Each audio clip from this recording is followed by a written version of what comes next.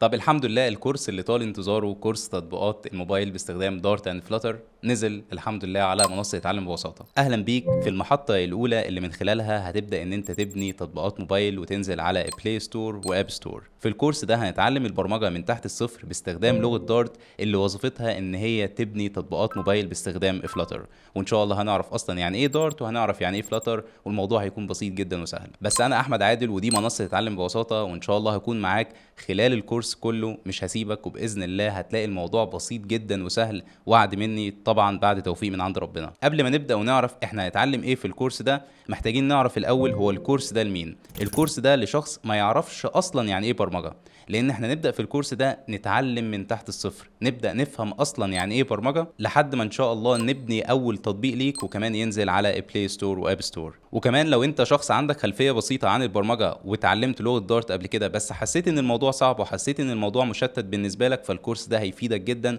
وهكلمك كانك ما تعرفش اي حاجه قبل كده. ممكن يكون موضوع لغه دارت ده مش اول مره تسمع عنه، بس ممكن تكون اتفرجت على كورسات كتيره، دخلت على اليوتيوب او حتى كورسات مدفوعه، بس حسيت ان الموضوع بالنسبه لك كان صعب. كل واحد ممكن ان هو يكون بيشرح بطريقه مختلفه، وممكن الترتيب بتاع الكورس ما كانش مناسب معاك، فده طبيعي جدا. المشكله ما كانتش فيك ولا حاجه، المشكله كانت في الطريقه بس. طب هو الكورس ده مختلف ليه؟ الكورس ده متصمم بالظبط عشان يقدر ان هو يحل المشكله دي. خلينا مع بعض نشوف دلوقتي احنا هنتعلم ايه اصلا في الكورس ده وهنتعلم ازاي. كل درس في الكورس ده هيكون بيشرح حاجه واحده بس وفكره واحده بس، مش 10 افكار عشان بس مجرد ان انا اخلص الكورس او حتى اخلص لك الفيديو واديك معلومات كتيره وانت اصلا مش فاهم حاجه. لا، الدرس ليه هدف واحد واضح تخلصه الاول عشان تنقل للدرس اللي بعده. تاني حاجه والحاجات المهمه جدا جدا، في كل وحده هتلاقي فيه درس، الدرس ده مكتوب عليه كده اخطاء شائعه. دي كل الاخطاء اللي انا شفتها في الطلاب اللي قبل كده وقعوا فيها وهم بيتعلموا دارت، او حتى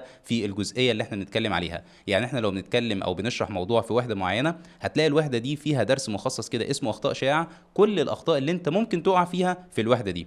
والحاجه المهمه جدا جدا جدا ان بعد كل وحده في امتحان شامل على الوحده. الامتحان ده بيبقى تفاعلي، بتبدا ان انت تحله وبعد كده تشوف النتيجه في وقتها، وكمان انا برجع احل معاك الامتحان. فدي حاجه مميزه جدا. وكمان اكتر حاجه اصلا بتاخد مني وقت هو تحضير الكورس، ولا تصوير الكورس ولا اي حاجه في الكورس بتاخد مني وقت اكتر من تحضير الكورس، لان كل درس لازم ان هو يكون مبني على الدرس اللي قبله، يراجعه الاول وبعد كده ناخد حته بسيطه او جزئيه بسيطه في الدرس اللي احنا بنشرحه.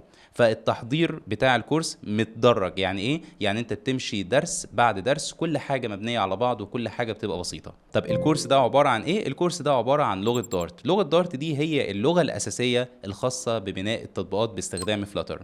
هنعرف يعني ايه فلاتر ما تقلقش، بس فلاتر بكل بساطه هنقولها في الفيديو ده ان هي عباره عن فريم ورك او بيئه. البيئه دي بنبدا ان احنا من خلالها نعمل تطبيقات موبايل. هنكتب كود واحد بس من خلاله نقدر ان احنا نطلع موبايل ابلكيشن ينزل على الاندرويد ونفس الكلام ينزل على الايفون، وده باستخدام دارت اند فلاتر. الاثنين عمله واحده. يعني ايه؟ يعني ما ينفعش ان انت تيجي تقول لي انا هتعلم فلاتر من غير دارت، ما ينفعش. احنا اصلا بنكتب الاكواد في فلاتر باستخدام لغه دارت. فلو انت جاهز تبدا صح المره دي وتتاسس فعلا في لغه دارت بشكل كويس جدا، والموضوع يكون بالنسبه لك بسيط جدا وسهل، وتكون فخور بنفسك لما تطلع اول منتج ليه توريه لاصحابك، او حتى ان انت ان شاء الله تشتغل في شركه او تشتغل كفريلانس وتبدا ان انت تعمل موبايل ابلكيشن.